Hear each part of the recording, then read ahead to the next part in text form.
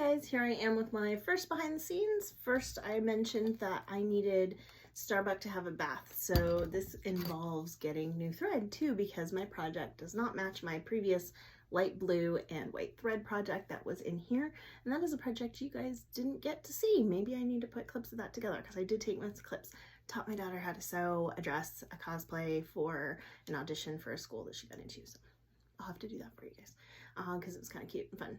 Anyway, we're going to start out with changing threads, then we're going to do some dusting around the inside and just give her, you know, a freshen up, let her know that I still love her. So Starbuck and I have been together for about 13 years, and, you know, just like her namesake, she can be a little cranky and moody, and she's very particular about how she likes things done. One thing she doesn't like is knit needles, or, you know, the needles you're supposed to use when you sew knits.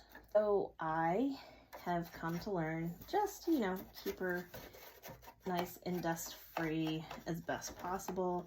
Every so often I actually take off her whole dressing and work on the inside and actually do like a deep clean.